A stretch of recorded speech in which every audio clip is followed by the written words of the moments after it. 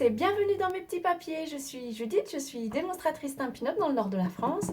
Et le projet que je vous propose de réaliser aujourd'hui, c'est une première étape. On va réaliser une petite boîte comme celle-ci. C'est une première étape parce que nous allons faire la suite la semaine prochaine.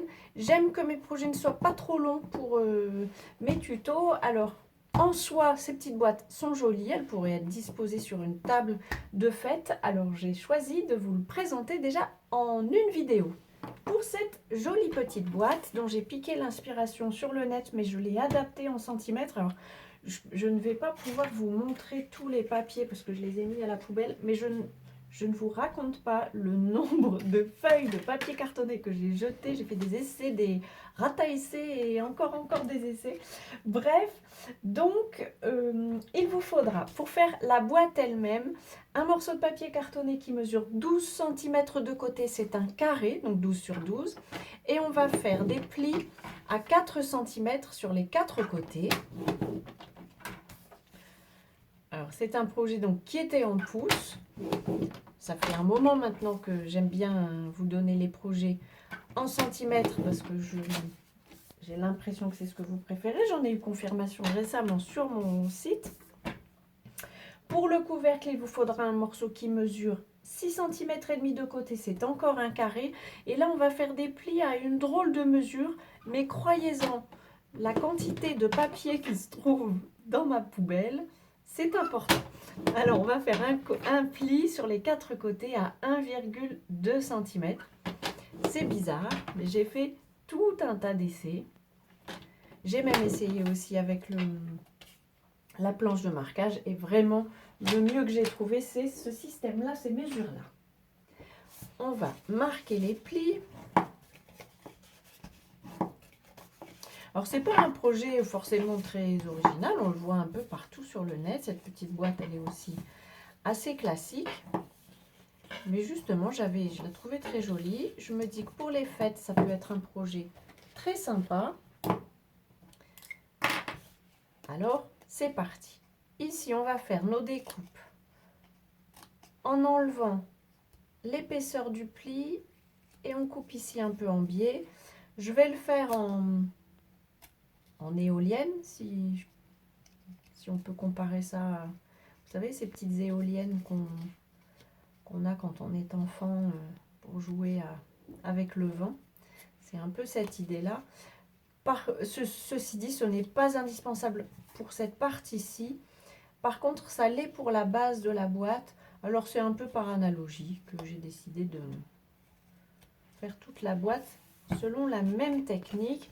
Donc, comme je vous disais, cette partie-ci, elle, c'est très important de le faire en éolienne. Donc, on va faire la même chose, enlever l'épaisseur du pli et couper ici en diagonale. On tourne d'un quart de tour et on recommence.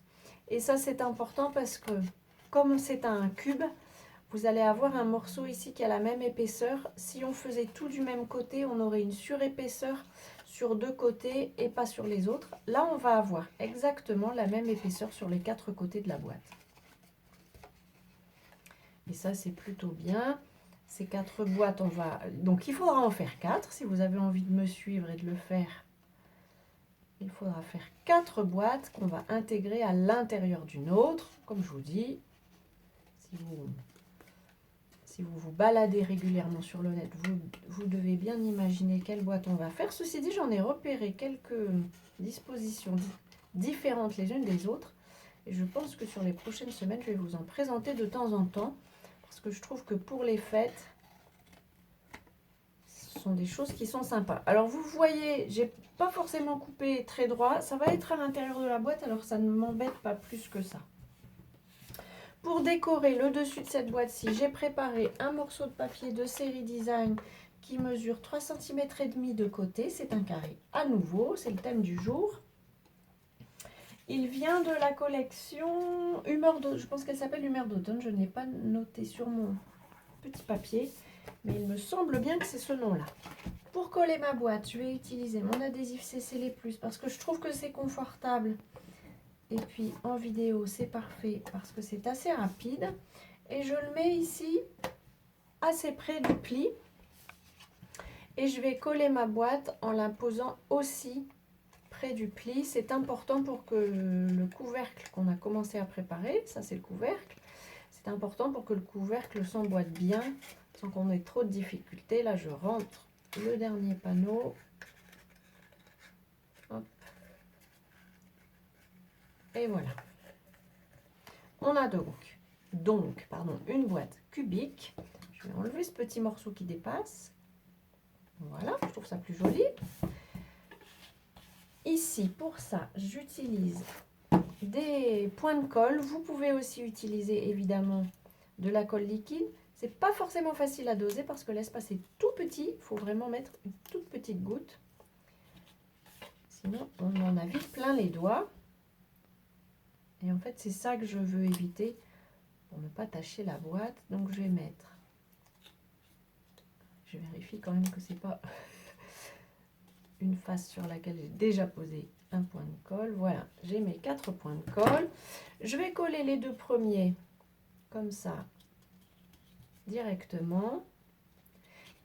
Et pour la suite, je préfère le mettre sur la boîte pour m'assurer que je ne serre pas trop mes éléments et que j'ai bien un couvercle qui va s'emboîter dans la boîte. Alors, ça rentre comme ceci, voilà, et lui, ici.